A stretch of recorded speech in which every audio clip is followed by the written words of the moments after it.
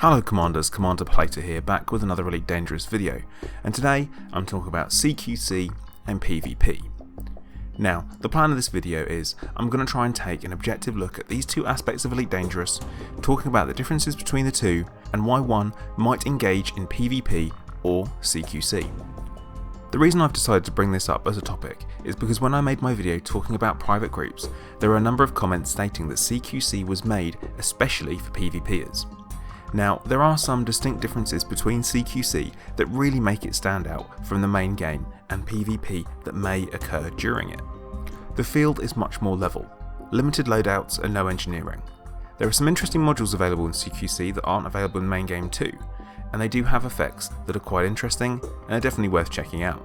The weapons provided all have a very slight gimbal to them. This is to help with the fast-paced combat and ensure more hits connect, therefore stopping it being a very slow chasing fight. You don't get to fly your ship. Only 4 small ships to choose from during CQC. This is an interesting point because it means that you can be a great pilot in one game mode, but not the other, and not necessarily both. There is no risk in CQC whatsoever. You get blown up, there are no rebuys, no loss of cargo, no exploration data lost, no bounty vouchers lost, no risk whatsoever. There is a reward, but it is very limited. You gain credits based on your performance in the match. These are awarded at the end of the match. These credits are added to your in-game balance. Once you hit maximum CQC level, you are able to prestige. This resets your rank, but it gives you a far higher credit reward from each match. The style of gameplay is very different. The fights are fast, and less of a war of the shields, and this is an interesting point because it involves a very different playstyle, so different skills are involved. The arena you fight in is smaller. There's no running from a fight. CQC has some of the best looking fight backgrounds in the whole of Elite Dangerous. Now, some of these properties have been transferred over into the live game, and personally I'm looking forward to more of them coming in. Now at this point I'm going to have to assume you know what PvP is in live.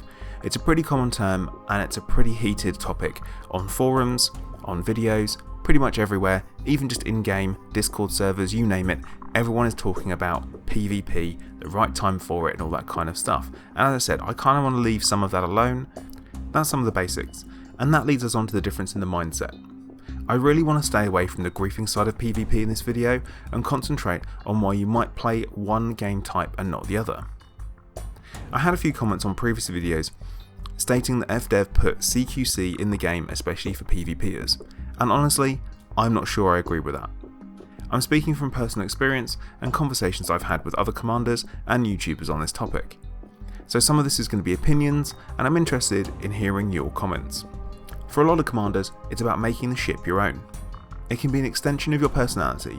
Regardless of ship size, not everyone wants to fly the biggest ship in the game. After all, there's no point in having a cutter if you hate to fly it. It's about taking what you've built to your absolute best and pitting it against other commanders in a combat situation. As I said, I'm not taking griefing into consideration in this particular video, as the behaviour is typically very different and what drives it. Now, CQC is not as popular as Fdev expected, which is a shame, as I sometimes enjoy a good match for the reasons previously mentioned. It's stress free, it doesn't affect your main gameplay, etc. But of course, if you're not doing CQC in your own ship, there is not a huge appeal to a lot of PvPers. And I want to make it really clear here, I'm not saying all PvPers, only a lot. If I was wrong, CQC would be much more popular, and honestly I wish it was. It's also very difficult to say why it's not popular, as most first person shooters, this type of gameplay is their bread and butter. Just think about Call of Duty. So, this is the point where I ask for your opinions in the comments. What do you guys think? Do you play CQC? Why do you? And if you don't, why not? I'm hoping for a lively discussion on this one. So, I want to thank you for watching, and as usual, I'm going to ask you guys to like, subscribe if you haven't already, and turn on notifications, which is the little bell icon next to the subscribe button. I'd also like to ask you to consider becoming a Patreon. It's a great way to help me produce great quality content and keep you guys entertained. So once again guys, I want to thank you for watching. Commander Plater out.